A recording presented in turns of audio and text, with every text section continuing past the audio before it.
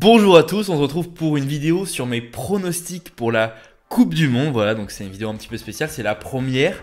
Comme vous avez pu voir, j'ai un petit peu changé le décor, voilà, donc écoutez, j'espère que vous aimez bien. J'ai essayé de faire simple, hein, juste décaler mon bureau de 5 cm, c'est tout. C'est la première vidéo que je fais un petit peu comme ça, où on va s'approcher en fait un peu d'un modèle de stream en fait, parce que je vais mettre très peu de cuts, etc. Sinon je pourrais pas être aussi régulier si vraiment j'avais des montages très travaillés. Donc voilà, c'est une vidéo un petit peu détente, où j'aimerais vous faire profiter simplement de mon travail sur la Coupe du Monde, parce que forcément je l'ai préparé, et donc du coup vous faire un petit peu mes pronostics, vous donner mon avis par rapport à toutes les équipes, et tout simplement essayer de pronostiquer pour moi qui sera le vainqueur de cette Coupe du Monde 2022.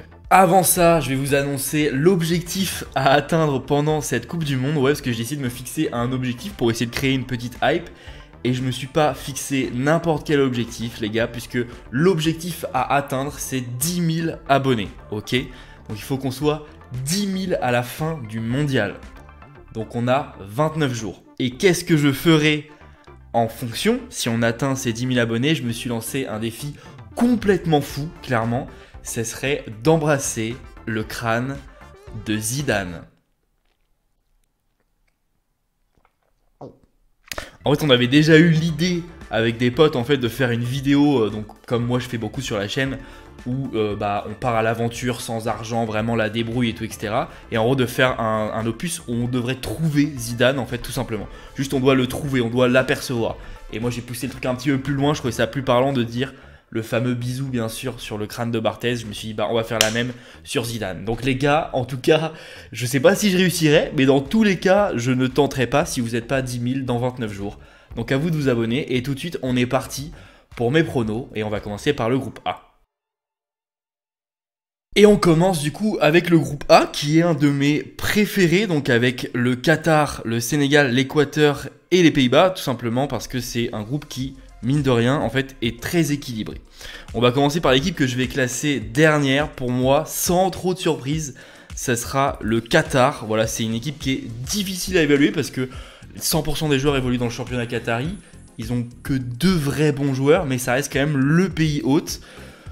Donc franchement, ça reste toujours un pays dont il va falloir se méfier. Mais bon, c'est quand même trop faible pour les voir se qualifier. Alors je viens de voir que je viens de les mettre premier. Pas du tout. Donc le Qatar, on les mettra en dernier. Donc apparemment, il faut mettre le premier. Donc on va commencer par le premier. Et pour moi, le premier, ce sera ni plus ni moins. Et encore une fois, pas trop de surprise aussi là-dessus. Ce sera les Pays-Bas, qui pour moi est un des 2 véritables en fait outsiders de la compétition. Vraiment, ils ont une très grosse défense, mais c'est vrai qu'ils s'exposent beaucoup. Donc ils prennent quand même un peu de buts, mais ils ont quand même un gros secteur défensif. Il y a beaucoup de gros noms. Ils n'ont pas perdu depuis le retour de Louis van Gaal à la tête de la sélection. Ça fait plus de 15 matchs qu'ils n'ont pas perdu. Donc pour moi, vraiment, j'ai 2 outsiders dans cette compétition. Ils en font partie, et je vous dirai l'autre un peu plus tard. Donc du coup, on va mettre les Pays-Bas en premier. Ensuite, du coup, vous devinez bien que je mets le Qatar du coup en dernier. Et il y aura une grosse bataille Sénégal-Équateur. Et donc là, pour la deuxième place, on a un très gros duel d'entrée. Ça va être un de mes matchs préférés. Donc on a le Sénégal qui fait une année incroyable avec la victoire à la CAN et avec du coup les 2 pénaltys de Sadio Mané en séance de tir au but qui offre la CAN et la Coupe du Monde, enfin la qualification pour la Coupe du Monde au Sénégal. Sauf que Sadio Mané, il sera pas là. Et de l'autre côté, on a l'Équateur qui s'est imposé comme la 3e force du continent sud-américain sur les derniers mois.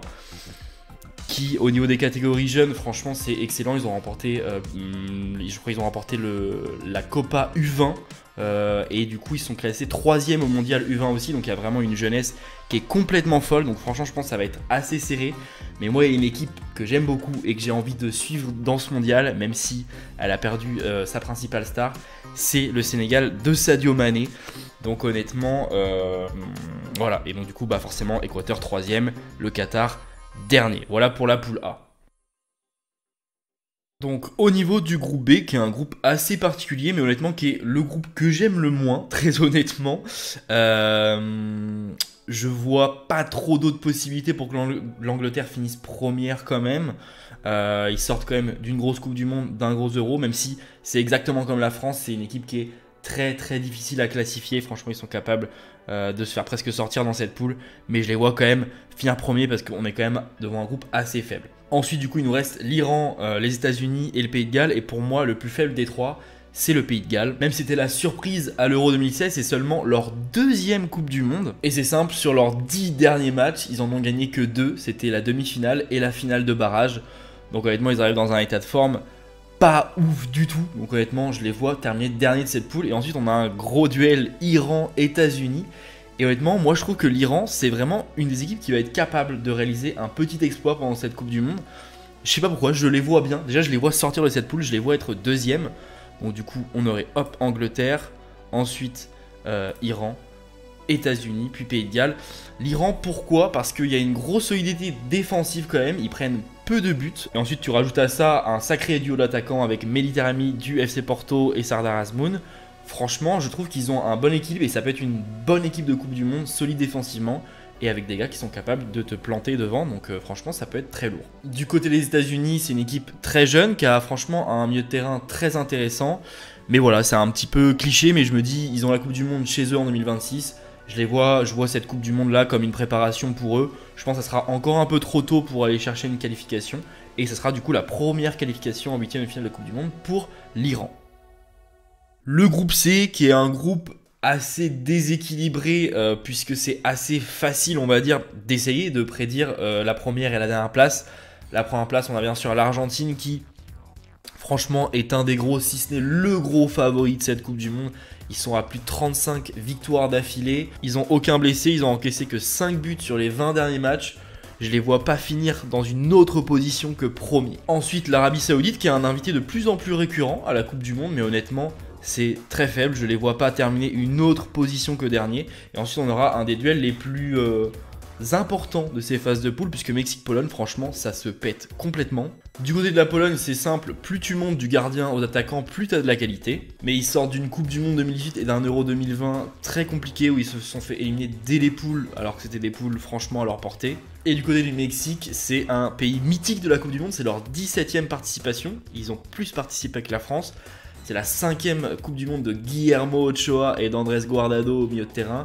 C'est franchement une équipe qui est toujours sympa à voir. Sauf qu'il y a une malédiction au Mexique, c'est la malédiction du quinto partido. Quinto partido, ça veut dire 5e match en espagnol. Et en fait, tout simplement, les Mexicains, ça fait 7 fois de suite sur leurs 7 dernières participations à la Coupe du Monde. Ils se sont fait éliminer en 8e de finale. Ça fait donc 28 ans qu'ils sont bloqués en 8e de finale, mais ça veut aussi dire que ils se qualifient absolument tout le temps, et honnêtement je vois bien le Mexique se qualifier devant une Pologne qui serait assez décevante et serait du coup une dernière Coupe du Monde de Lewandowski loupée, ce que je ne lui souhaite pas honnêtement. Ensuite, le groupe D, le groupe de la France bien sûr. Pour moi, j'ai 2 certitudes dans cette poule-là. La première, ça sera que l'Australie finira dernière. Honnêtement, c'est une des équipes que je sens le moins. Je la sens vraiment pas très ambitieuse. C'est une équipe assez âgée. Donc franchement, je ne les vois pas terminer à une autre place que cette dernière place. Et mon autre certitude, c'est la 3e place que je vois dédiée aux Tunisiens. La Tunisie, c'est une équipe assez solide qui encaisse peu de buts si on enlève la volée qu'ils ont pris contre le Brésil. Mais honnêtement, c'est une équipe assez intéressante, mais il y a quand même beaucoup d'incertitudes. Et en face, on a quand même l'ex-champion du monde et le Danemark qui s'apprête peut-être à être une des plus grosses surprises de la compétition, quoi. Et donc là, pour choisir qui du Danemark ou de la France sera première, franchement les gars, c'est très difficile. C'est un des seuls trucs sur lequel je ne suis pas encore fixé, même là au moment où je vous parle. La raison me dit que ça sera le Danemark, mais mon cœur me dit que ça sera la France. Donc franchement, c'est pas évident, surtout que c'est tellement important, puisque du coup, le deuxième jouera l'Argentine. Et honnêtement, je vois ni le Danemark ni la France passer l'Argentine en 8e de finale. Donc c'est franchement très très difficile à prévoir. Et pour moi, le France-Danemark, ce sera littéralement un 16e de finale. Vraiment, ce match-là décidera de la suite de notre compétition, parce que le tableau est bien plus dégagé si on finit premier, assez logiquement. Voilà, le Danemark, c'est une équipe qui est bien connue, parce qu'ils nous ont battus 2 fois récemment. C'était l'équipe surprise du dernier Euro, puisqu'ils ont atteint les demi. Franchement, c'est une équipe qui a un collectif ultra rodé, et pour moi, c'est la preuve de ce Danemark-là, et c'est pour ça que c'est vraiment une très belle équipe que j'aime beaucoup, même si franchement, j'ai pas envie qu'on perde contre eux, mais c'est un peu la preuve que voilà, le football, c'est un sport collectif, parce qu'ils ont peut-être pas les plus grands noms, même si franchement, ils ont des noms très intéressants, Mais voilà, encore une fois, ils font bloc, ils font équipe et franchement, ils sont super intéressants et c'est vraiment une équipe qui donne envie de croire dans le foot. Donc tout simplement, pour moi, ça reste quand même une super équipe. Petit fun fact qui devrait du coup ne pas nous ravir, puisque les 2 premiers matchs officiels de l'histoire du Danemark, c'était contre la France. C'était lors des JO 1908 de Londres. Et donc du coup, ces 2 matchs-là étaient contre la France. Et la France était inclinée au premier match 9-0 et au deuxième 17-1. Voilà qui devrait nous mettre en confiance avant de les affronter dans quelques jours. Mais voilà, j'ai quand même un petit peu envie de croire dans nos Français et de me dire qu'ils réussiront à nous surprendre encore une fois au même titre que l'Angleterre. Je trouve que la France c'est vraiment une équipe qui est tellement difficile à prévoir, à prédire.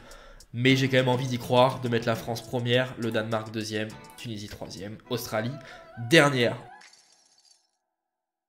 Ensuite, on va passer au groupe E, et là qui est un groupe aussi assez intéressant, puisqu'on a une Allemagne et une Espagne qui arrivent dans des positions dans lesquelles elles n'ont jamais vraiment été jusqu'à aujourd'hui. Voilà, l'Allemagne, c'est la première fois de leur histoire qu'ils n'ont pas passé les poules. Pour vous dire, l'Allemagne, ils étaient allés en quart de finale au minimum depuis 1954 et en demi depuis 2002. Donc pour vous dire à quel point en 2018 c'était une anomalie. Donc là du coup on a une Allemagne qui arrive dans une position dans laquelle elle n'est jamais arrivée. Ils ont franchement un effectif exceptionnel, voilà, très influencé par le Bayern Munich, mais honnêtement ils ont des assez mauvais résultats, notamment en Ligue des Nations. Au niveau de l'Espagne, on a peut-être enfin la relève de la Roja. Au niveau du dernier Euro, franchement c'était très bon, voilà, une demi-finale perdue un peu contre le cours du jeu, contre les futurs champions d'Europe. En plus je pense que c'est vraiment un Euro qui a été assez important dans la construction de cette équipe, parce que on se rappelle qu'au début de la compétition, franchement ils avaient du mal, il y avait eu ce déclic là au 3e match de poule, je sais plus contre qui ils avaient gagné, mais ils avaient mis une volée. Derrière il y a le match incroyable contre les Croates où ils gagnent 5-3, voilà, on s'en rappelle, c'était un des matchs phares de cet Euro. Franchement pour moi l'Espagne c'est une équipe qui est sur la bonne voie et c'est pour ça que je les vois terminer premier de ce groupe là. Mon autre certitude aussi serait la 4e place du Costa Rica, voilà, sur lequel j'ai peu d'informations, à part je sais que derrière c'est très très expérimenté et devant c'est beaucoup de petits jeunes, mais honnêtement je les vois pas faire quelque chose. On me rappelle de leur épopée incroyable en 2014. Donc du coup ce qui veut dire que pour moi il y aurait un duel, et là encore une fois je ne me suis pas décidé non plus, entre le Japon et l'Allemagne. Mais alors du coup bien sûr que c'est impossible de pronostiquer, de se dire que l'Allemagne serait sortie de poule 2 fois de suite. Mais en face, honnêtement, on a un Japon très intéressant, qui avait été très intéressant en 2018. On se rappelle bien sûr de leur défaite horrible contre les Belges. Mais depuis, c'est un effectif qui a beaucoup changé, qui s'est beaucoup rajeuni. C'est une équipe qui sait bien jouer au foot et qui sait bien faire déjouer au foot. Donc ça pourrait être l'équipe type pour venir un peu embêter les 2 ogres européens, l'Espagne et l'Allemagne. Voilà. En tout cas, moi, ce que je pense, c'est que dans les Coupes du Monde, dans les compétitions comme ça, on a toujours des surprises. Toujours des surprises, donc ça sert à rien de ranger tous les favoris, même si bon, c'est un petit peu ce que je fais depuis le début. Mais déjà, voilà, pour moi, l'Iran, ça peut être une petite surprise. Mais pour moi, voilà, c'est pour ça que j'ai envie de parier, de tenter une surprise, de dire que le Japon sortirait l'Allemagne. Voilà, c'est... Clairement, tout le monde va me chier dessus en commentaire. Mais voilà, il y aura forcément des surprises, et honnêtement pour moi ça serait peut-être du coup la plus grosse, la plus belle, et ce serait complètement ouf. Et franchement je le souhaite pas que les Allemands sortent dès les poules, une deuxième fois de suite ce serait quand même assez horrible. Mais franchement le Japon a pour moi le profil pour inquiéter, même si en vrai peut-être que les 2 équipes en face sont peut-être un peu trop grosses quand même pour être embêtées. Mais pourquoi pas, franchement, pourquoi pas. Voilà, j'ai envie de tenter ça. Ensuite, on se retrouve avec le groupe F qui est vraiment, je pense, mon groupe préféré, je pense. Voilà, qui est un groupe très très intéressant parce qu'on a quand même 2 belles équipes historiquement avec les Belges et les Croates qui enchaînent les très belles perfs sur les dernières années, et 2 potentielles petites surprises de cette Coupe du Monde. Donc franchement, à dénouer tout ça, c'est pas facile, mais on va essayer. On va commencer avec ceux que je vois premiers. Pour moi, c'est une équipe qui est quand même assez sous-cotée puisqu'ils ont battu récemment en Ligue des Nations 2 fois les Danois qui nous inquiètent tant.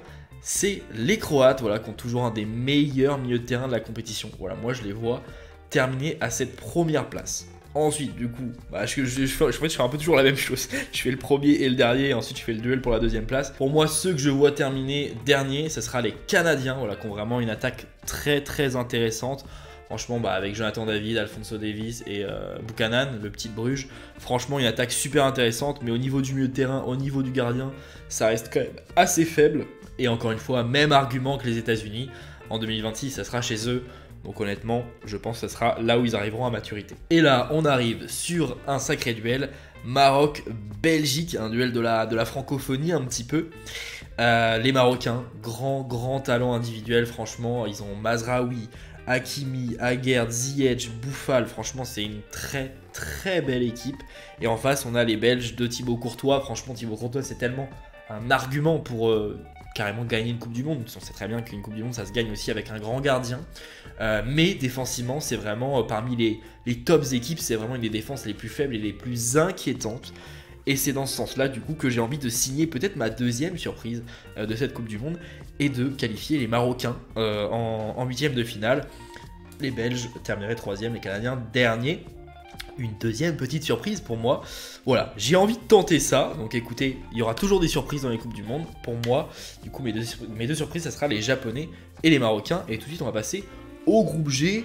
Alors là, au niveau de l'équipe qui va terminer première, je pense qu'on sera plus ou moins tous d'accord. Voilà, attaque de feu, mais pas uniquement. C'est une équipe qui est ultra complète. Franchement, le Brésil, c'est presque ceux sur le papier qui ont vraiment l'effectif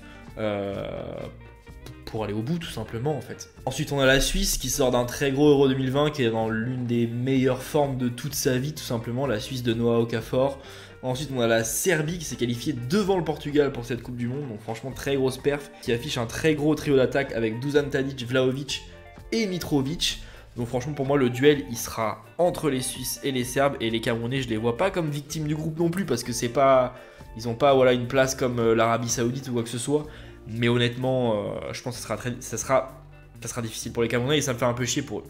Entre les Suisses et les Serbes, en tout cas, je vais essayer de faire un choix. Et honnêtement, encore une fois, comme je l'ai dit, ils sont dans la forme de leur vie. Donc je pense que ce sera les Suisses, puis les Serbes et les Camerounais. Au niveau du groupe A, je vous le dis tout de suite, pas forcément trop de suspense là-dessus. J'ai déjà fait des choix pas faciles à faire pour ce groupe-là.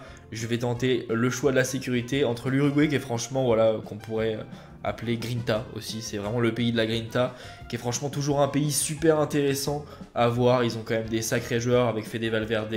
Les anciens, hein, ils ont toujours Godin qui joue en Argentine. Ils ont bien sûr Luis Suarez, Edinson Cavani et le petit Darwin Nunez. On va voir est-ce qu'il sera capable de prendre la relève des deux monstres sacrés en Uruguay. On verra ça. Donc voilà, mais en tout cas pour moi je vais les mettre même premiers. Voilà, honnêtement, les Uruguayens. Et derrière pour moi il y aura les Portugais. Les Portugais, c'est pour moi mon deuxième outsider pour cette Coupe du Monde. Voilà, c'est eux que je classe parmi les outsiders avec du coup nos amis néerlandais. Je les vois bien, voilà, c'est vraiment une des équipes sur le papier les plus impressionnantes. Je les vois bien faire un petit démarrage tranquille. Mais pour moi, ils se qualifieront tranquillement quand même. Derrière, moi, je vois bien le Ghana en 3ème position et la Corée du Sud en 4ème. Pourquoi Corée en 4ème? Hummingson, bien sûr, leader de cette équipe. Pas uniquement, il y a quand même des joueurs intéressants. Mais on ne sait même pas forcément s'il sera trop là parce qu'il me semble qu'il s'est plus ou moins blessé à la tête. Donc à voir. Et pour moi, les Ghanéens, voilà, les Ghanéens, le Ghana, des frères Ayou qui sont toujours là. Il y en a un qui joue à Crystal, je crois. Voilà. Et puis bien sûr, de Thomas Partey qui est impressionnant avec Arsenal. Même si pour moi, justement, ce sera peut-être trop léger parce que le sélectionneur est arrivé il y a uniquement quelques mois. Et en plus, c'est une de ses premières expériences. C'est même sa première expérience. En fait, il a jamais entraîné. Donc là, il commence directement avec une sélection en Coupe du Monde. Donc je pense que ça fera trop léger pour ces deux équipes, même si on aura des matchs intéressants. Donc Ghana 3ème, Corée 4ème. Et on va passer tout de suite au 8ème de finale. Et là, on va commencer à attaquer le vrai sujet. Et donc voilà ce que ça nous donnerait pour les 8ème de finale. Alors le 3 décembre, on aurait donc un Pays-Bas-Iran et un Argentine-Danemark. Bon, je vais pas forcément faire durer le suspense trop longtemps, même si pour moi l'Iran peut être l'équipe qui peut créer la petite surprise. C'est déjà leur première sortie de poule face aux Pays-Bas que je vois comme un des outsiders, vous l'aurez deviné. Je vais mettre les Pays-Bas, j'ai même pas réussi à cliquer dessus, impeccable. Ensuite, Argentine-Danemark, pour moi l'Argentine est presque le favori à la victoire finale. Mais contre un Danemark qui, au final, est peut-être le favori pour être la surprise. Peut-être pas l'outsider, mais vraiment la surprise. Ça sera quand même un match super intéressant. Mais j'ai pas envie de me risquer à sortir l'Argentine dès maintenant. Ce serait quand même terrible qu'ils sortent dès les 8ème de finale. Alors que, tout le monde le dit, voilà. La dernière de Messi, on connaît la chanson. Donc voilà, je pense qu'on partirait sur un premier quart de finale ça veut rien dire, que serait Pays-Bas, Argentine. Et franchement, c'est magnifique. Pays-Bas, Argentine, incroyable. Deuxième huitième de finale. Et là, on aurait un Espagne-Maroc qui avait déjà eu lieu, je crois, en 2018. Le Maroc, franchement, avait été très bon. Il me semble. Alors, je sais plus s'ils avaient fait 1-1, je crois, contre les Espagnols. C'est 2018. Ouais, je crois que c'était 2018. Et ensuite, on aurait un Brésil-Portugal. Le duel de la lusophonie. Voilà, à partir de là, bien sûr, ça va être très très difficile de pronostiquer parce que, voilà, par exemple, un Brésil-Portugal, waouh. Brésil, forcément, que tout le monde voit presque minimum final. Donc, déjà, quand tout le monde te voit minimum final, c'est quand même compliqué. Mais après, le Brésil, c'est ça qui est intéressant. C'est une équipe, mine de rien. Moi, depuis que je regarde la Coupe du Monde, ils n'ont pas forcément été très impressionnants, quoi. Enfin, en 2014, ils prennent une raclée monumentale. En 2006, c'est nous qui les sortons. 2010, j'avoue, je m'en rappelle même plus. 2018, ils se font sortir par les Belges en quart. Donc bon. Donc voilà. C'est pas évident. Franchement, c'est pas évident. Il va vraiment falloir faire un choix, Alex, parce qu'on va pas rester 15 ans devant la cam, quoi. Bon, déjà le premier, Espagne-Maroc, franchement, voilà. L'Espagne, pour moi, est une équipe... Honnêtement, je sais pas que je les vois bien gagner. C'est ouf. De base, j'imaginais... Je sais pas, c'est difficile à dire, mais je pense que c'est une équipe qui arrive dans la bonne dynamique, qui arrive dans le bon enchaînement. C'est ça qui est toujours important. C'est pour ça que moi, par exemple, le fait que la France ait fait des bons résultats... Non, c'est pas le sujet. On en parle quand ce sera la France. Et Brésil-Portugal, honnêtement, je pourrais mettre au hasard presque, parce que là, du coup, ça me tue de me dire que je vais mettre le Brésil, parce que ça veut dire que Ronaldo, c'est son dernier match, ce sera le 5 décembre à 20h. Dernier match en Coupe du Monde. Ça me tue un peu, surtout que c'est une Coupe du Monde qui est tellement importante pour lui. Mais honnêtement, surtout que ça serait en plus un très beau Portugal-Espagne, franchement. Mais je pense que le Brésil gagnerait ce match quand même. Ensuite, alors... Angleterre-Sénégal, France-Mexique. Et bah là, les gars... On a Angleterre et France, les deux équipes pour moi de l'incertitude qui peuvent se faire sortir dès les poules comme aller en finale, contre les Sénégalais et les Mexicains, qui n'ont pas exactement le même statut. Le Mexique, c'est quand même pas trop ça en ce moment, alors que le Sénégal, ils sont sur une année incroyable. Donc je pense à créer un fossé quand même, et je pense que les Français l'emporteraient, honnêtement. Et derrière, honnêtement, Sénégal-Angleterre. Si je vois une surprise dans ces huitièmes, ce serait là. Et j'ai tendance à dire qu'il y a toujours des surprises, comme je l'ai dit en poule. Donc je pense que les Sénégalais seraient capables d'éliminer les Anglais. Voilà. Ce qui nous ferait un France-Sénégal en quart de finale. Incroyable quart de finale. Et ensuite, pour les deux derniers huitièmes de finale, on aurait les Croates contre la surprise japonaise. Et les Uruguayens contre les Suisses. Les Japonais, du coup, qui arriveront en huitième de finale avec le statut vraiment de grosse surprise, puisque ce serait eux qui auraient sorti les Allemands. Les Croates qui auraient réussi à se dépatouiller premier d'un groupe presque de la mort. Donc les deux équipes arriveraient quand même quand tu te qualifies, t'arrives bien, mais les deux équipes arriveraient quand même avec un certain statut. Waouh. Bon, déjà, le Japon aura fait une très belle surprise. Ça serait quand même dommage, après avoir sorti les Allemands, de se faire sortir en huitième. Mais honnêtement, je pense que les Croates réussiraient ce match. Par contre, Uruguay et Suisse, ça pourrait être la deuxième grosse surprise. Honnêtement, les Suisses, encore une fois, forme de leur vie.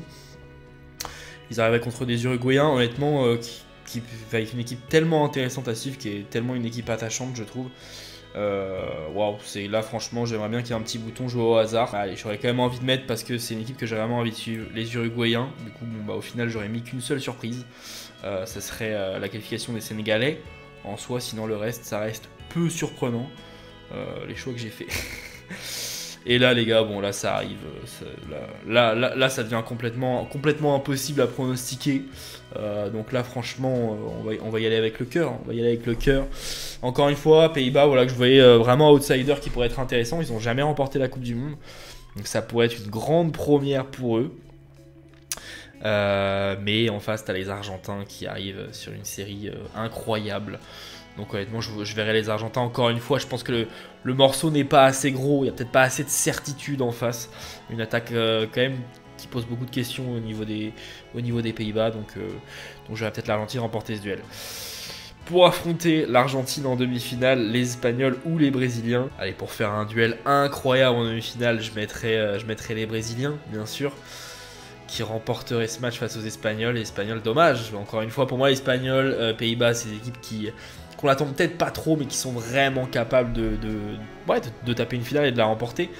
Mais il y a des gros poissons sur la route, là. Franchement, ça fait un duel qui serait peut-être de trop pour les Espagnols. Donc je verrai les Brésiliens et ça nous ferait en plus une demi-finale à ne louper pour rien au monde, tout simplement. Et de l'autre côté, on se retrouve avec une autre partie de tableau un peu plus faiblichonne, voilà, avec là du coup le France-Sénégal. Voilà, comme je vous l'avais dit, hein, vous voyez que la France là pourrait jouer. Bon, après c'est moi aussi j'ai décidé de faire cette surprise là.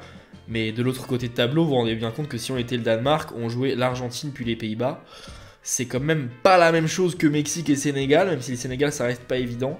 Donc là franchement, est-ce que le Sénégal serait capable d'accrocher la première demi-finale pour un pays africain, leur première demi-finale, mais tout le continent confondu, ils sont jamais, aucun pays africain n'est jamais allé en demi-finale.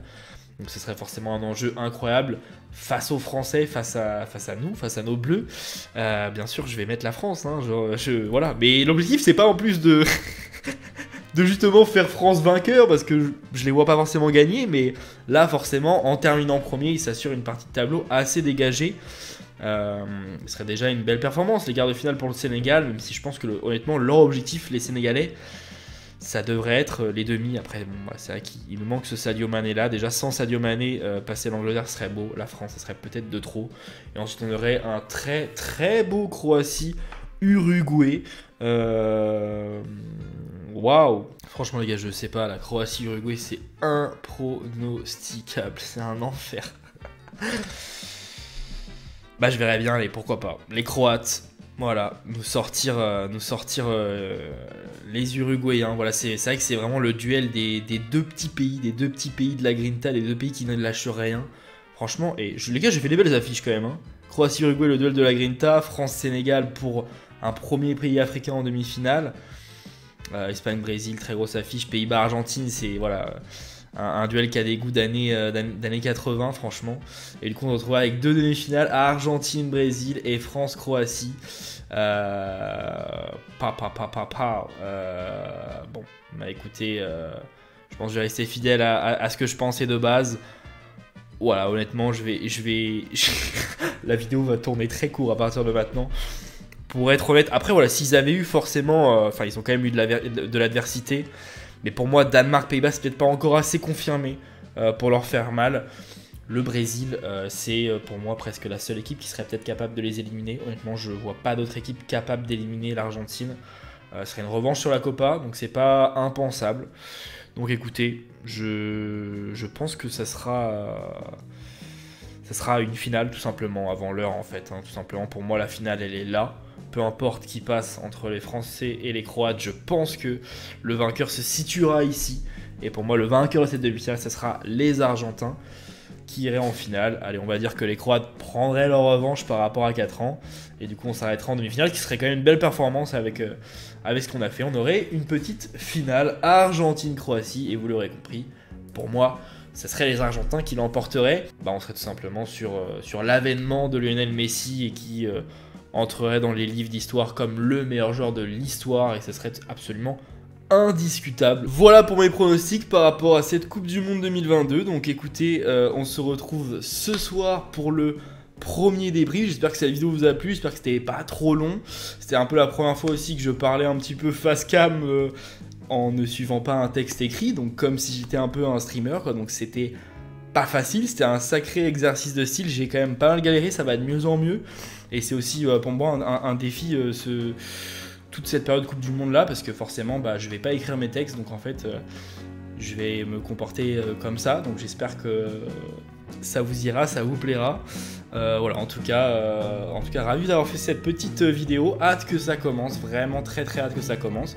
Et on se dit à ce soir pour le débrief du match d'ouverture Qatar-Équateur. Ciao.